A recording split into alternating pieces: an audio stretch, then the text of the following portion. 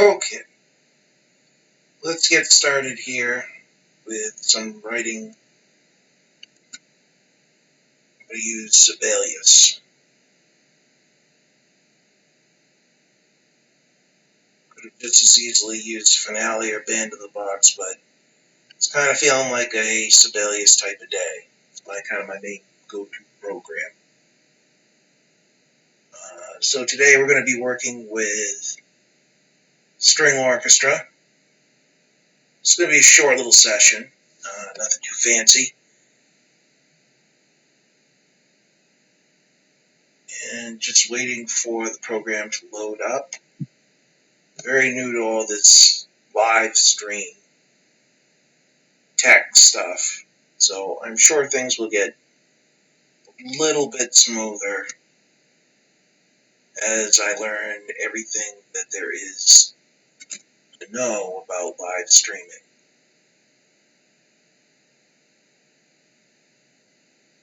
Okay, so as we discussed in the previous podcast about strings, it's a very homogeneous sound, and so there's not really too much to worry about in the way of the instruments not blending and balancing very well. That problem's more of a woodwind headache than anything else. Let's just pop over just for a quick second and see if we have anybody chiming in with anything. And looks like we do. Looks like we don't. And that's perfectly fine. So let's see here. Let's pick a tempo first. We're going to stick with 4/4, which is apparently what I previously set up in the template file. But let's go with a different tempo here. Let's go with Andante, which is kind of like a nice steady walking pace. And let's change tempo to 84. And let's pick out a key signature. We're going to use a key signature today. Might not always do that, but today we're feeling like a key signature. Lots of different keys to choose from. D fits well on the strings, and B, and a lot of different key signatures to choose from that fit well, that put us in a place where we're having open strings. But despite that, I think we're going to go with, you know what, I think we'll go with G major today. I'm feeling like G major. If I feel like something, well, I guess I'm just going to do it. So, first thing, when I write music, I take one of two approaches. I'll write my melody, and, it could be, since I'm dealing with string orchestra, it could be violin 1, take the melody, it could be the violas, it could be the cellos. Very rarely is it violin 2. But there are some scenarios where I could think where potentially maybe we start off with violin 2. And that's because instruments on stage are three-dimensional. So you can't really think like 2 dimensions when you're writing your scores. You have to think about 3 dimensions. It's like, well, where do the violin 2 sit? And in some orchestras, it's behind the first violins. In other orchestras, they sit, one of them sits on the left and one of them sits on the right, which can produce a wonderful, wonderful kind of stereophonic sound. Today, we're going to start off writing bass line. We're going to start off with a very simple stock bass, which is 1, 7, 6, 5, and then maybe we go down to 4, 5, and then 1. Oops, we had 2 there for a minute. That doesn't work too well. 1, and then maybe 3, 2, then 4. Form a nice sequential pattern. And then potentially, let's see here. Oops, we got Windows reminding me that I have something going on Facebook. Totally irrelevant. Quite sorry. I shall figure out how to fix that in Windows at some point. So let's get back to the score, though. Here we started the second phrase in bar 4 with 1. So it went 1, 3, 2, 4, and then how about we just finish it off and do 5, 1. Actually, you know what? Well, what's even better? I think we're going to do this. I think we're going to do 5, 6, and then 5, 4, 5, 3. I mean 5, 3. God, folks, I had a long night last night. 7 hours of nonsense, so my brain's a little cooked.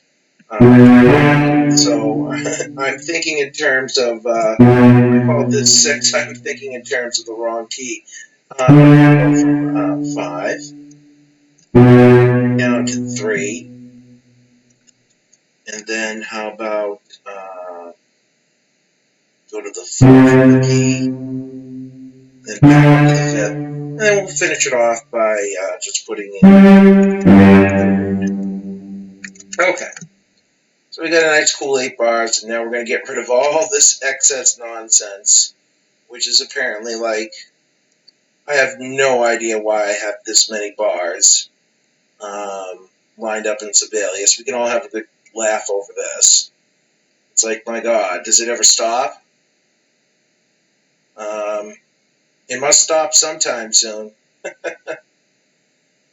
Let's see here. Oh, there we are. Okay. Now we don't have a lot of excess bars. And, let's get working on maybe thinking about chords at the same time we're thinking about elaborating this bass line. So this is usually like a second layer when I'm working with common practice period style. Is that I take the stock bass line that I have in mind and we elaborate on it.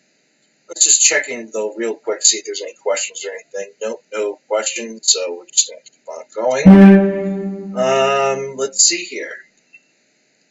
So we have, let's think of this as G, and let's do elaborate out. Notice that the A isn't passing. And then this could be a 5 chord in first inversion, and I think that's how we're going to treat it. And instead of kind of doing this passage over again, this motif which starts at the first of the bar and ends on the second half of the second beat of the first bar, let's try to do something about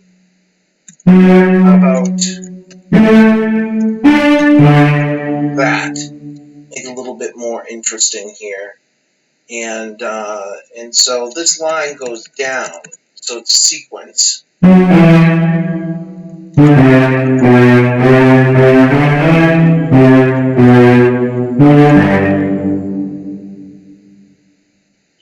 then we have this pattern right here. So the application here is and I'll write it out. Usually I would use figured bass, but a lot of people don't know figured bass if they're just starting out, but they do know chords. So we're going to use chords. If somebody wants me to use figured bass, I can just very well do that. So the first problem in analysis that we run into is like, well, what do we call this chord here? Because it changes inversion so much, and we're just going to label it D. Maybe it'll become a D7. Maybe we'll add the 7th. We don't know yet.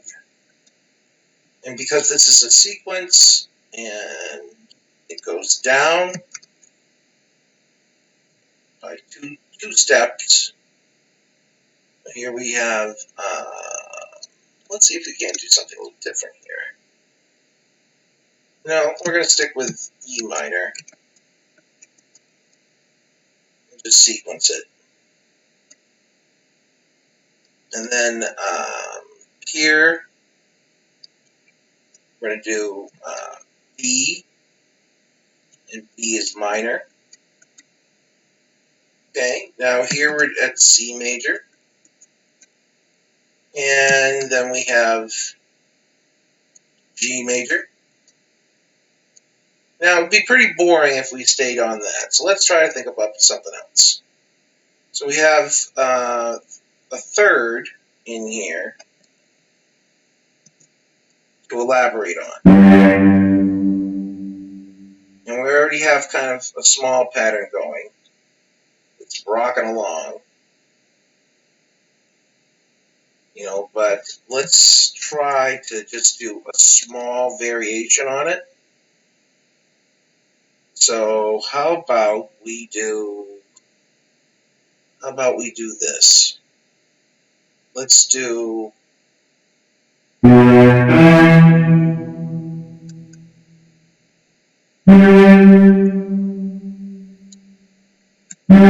then bring this out a little bit. And I'm going to change this first.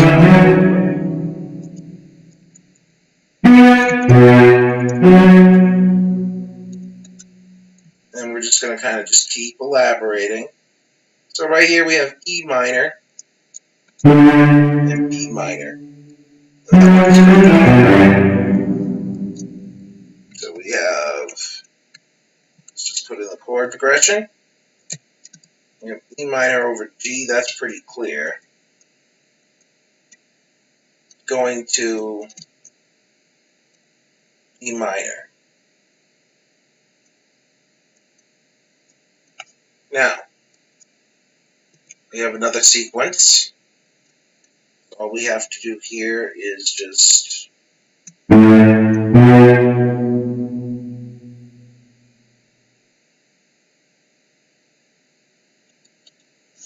copy the sequence. And we're just going to take it and we're going to see what's going on here. Maybe we need to change some notes. Maybe we need to change some chords. But this first chord, we're going to have to change because, quite frankly, I don't care for this. Let's make it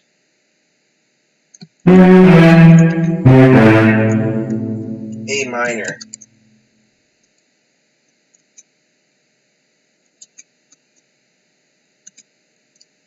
Let's make this, C has to stay the same.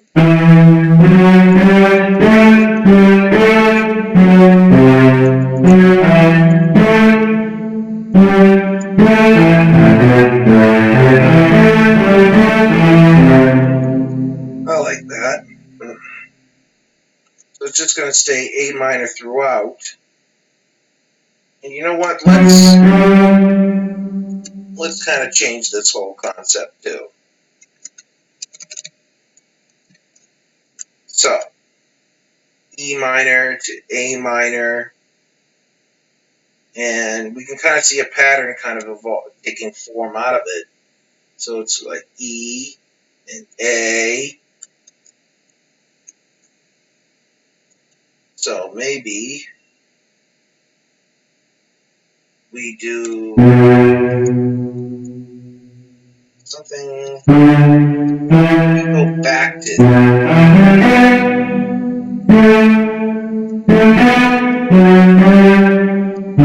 or change the pattern here.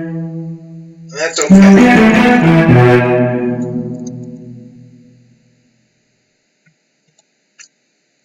We'll go back to E minor.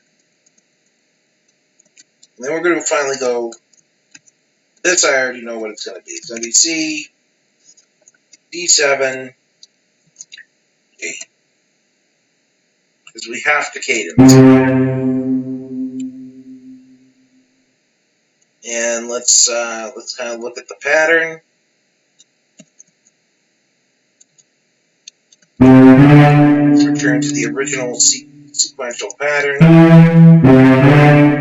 But instead of going to the dotted rhythm, let's switch over to this pattern. Last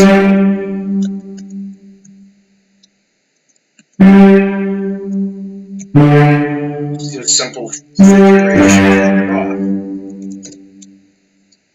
So that would be the example of the bass line. And next, let's check to see if we got any people in here.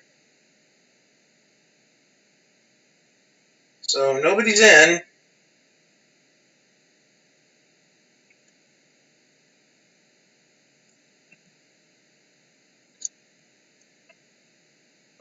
But I'll tell you what, I will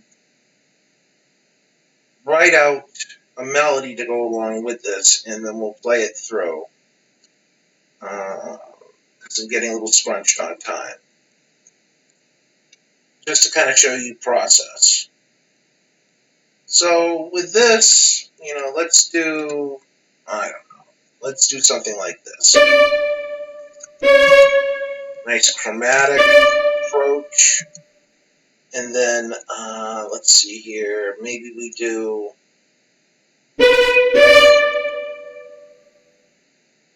I want different rhythms here. C natural.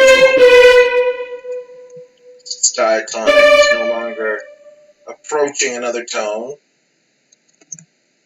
And then we go to D. And, maybe here we do something like wobble back and forth.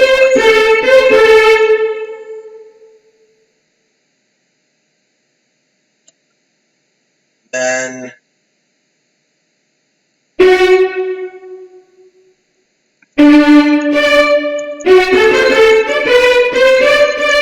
let's listen to that, see how it sounds.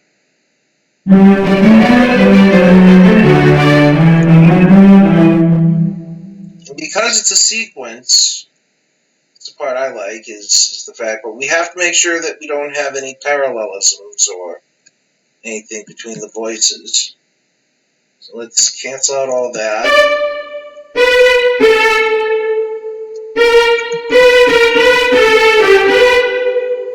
Okay, so let's see here. We have against the bottom, B against E, and G against E. That's fine. So B against G, and then E against G. That's fine. Okay, here I should not have done that here or here, because, and I'm going to tell you why. So we look down the bass here. If I put this back up to where it was at D, and move over here, then I'm going to end up with parallel fifths. And I don't want that. Maybe if I was writing in some other type of style, maybe I'd want it. Let's just listen.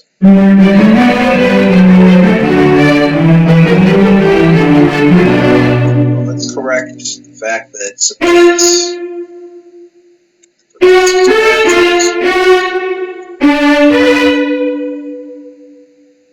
Okay. Then let's go over here. And now let's sequence this down. Let's just take out everything. Oh, okay, I see why I did it. Let's cancel out everything. Under our panel, under the double flats, down here to the cancellation button. Very useful tool.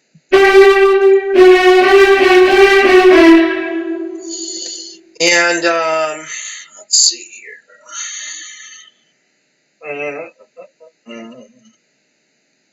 Okay, now here, I have to kind of change things about.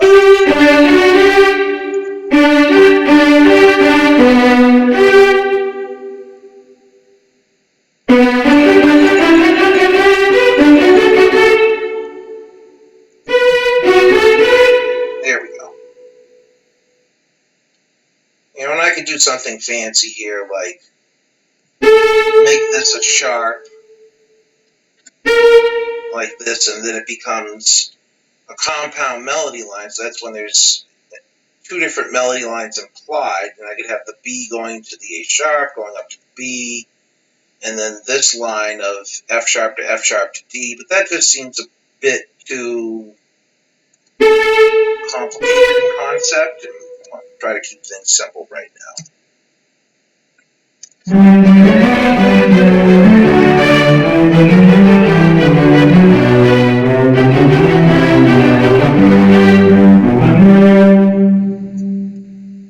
And then here we have kind of this arpeggiated figuration going up. So what I think I'm going to do here is, first thing I'm going to do,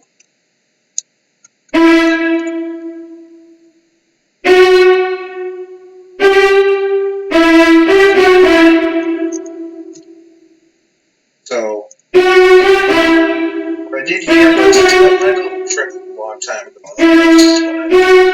When I'm writing and I have a figuration that has no, we go over to this first note, and we get rid of it, because it makes the line breathe. Now we're going to go over here, and we are going to follow the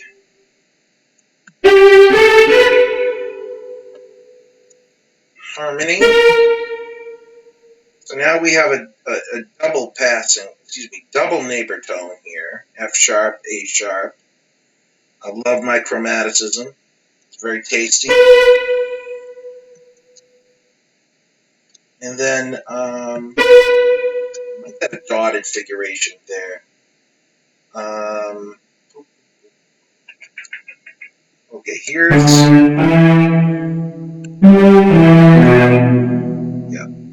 little small problem in the bass line. Totally my fault.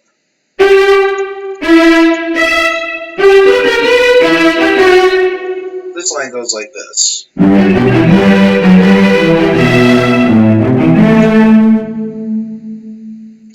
And we can sequence it again. So now we're going to go over here on my cancellation button and bring it up here. And the reason I brought it up there is because here's the tonic, not the tonic, but the root of this chord here. So this root matches up, and then let's fill in some chromaticism. And here, actually, I'm going to go opposite. The reason I'm going opposite here, if I could just as very, very well, what I think I'm going to do that. Let's do little chromatic figurations there. But I'm still going to go up. We're going to imply some type of diminished auxiliary chord right there. And then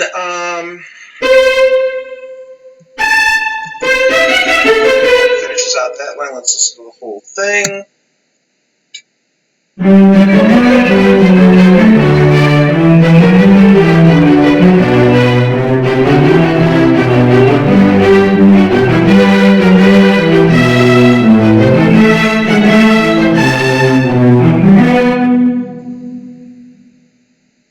So here, these are contrasting ideas, and the question to me might be, I'm going to play it once more through and just see if I like the fact it contrasts or absolutely hate it.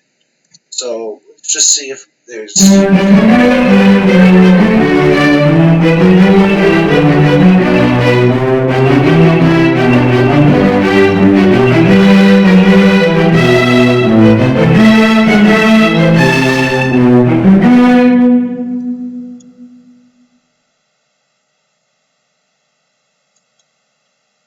Here, I think I do like the contrast. And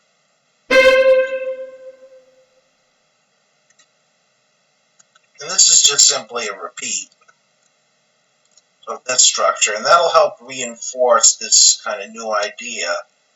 And then we go back to the old ideas in through here. And we already have a segment that was harmonized perfectly well. So we're just going to do that. And then we're going to do this. Let's see here, just make sure. Yeah. Yeah, so that lines up. And then we ended on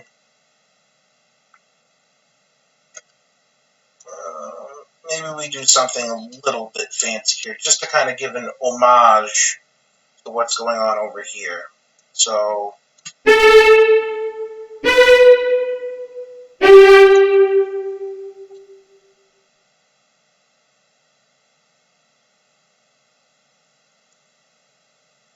then maybe getting a little, no, that's not going to work very well. But I think what I'm going to do here is just plug in a few notes here first.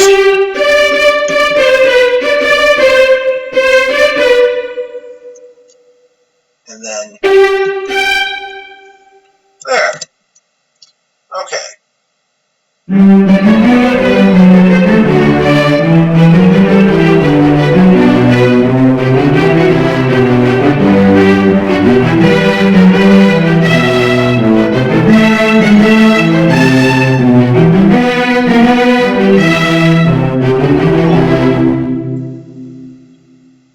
We have some we got some parallelisms in there because of the voice change. Shame on me.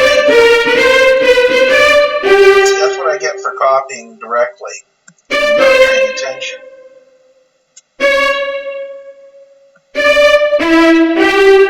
This is a nice voice exchange here. Here's the E to the G, G to E, so that's fine. Okay, so what can we potentially do here?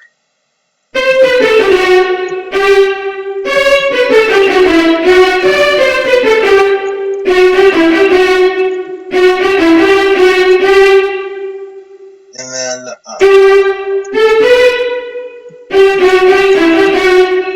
yeah, that will work. So let's go back now. Let's listen to it now that we fixed that terrible, terrible mistake. And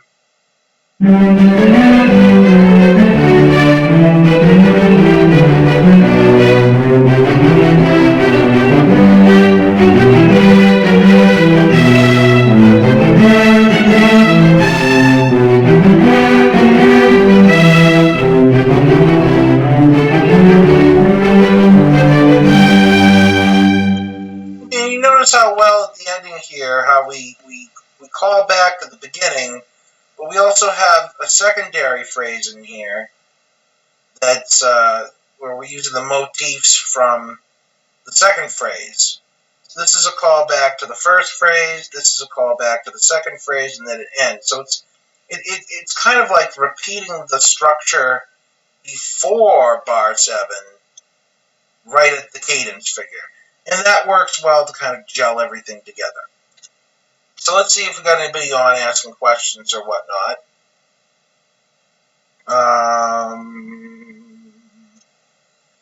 I do not see anybody in here. I'm just going to kind of say hello.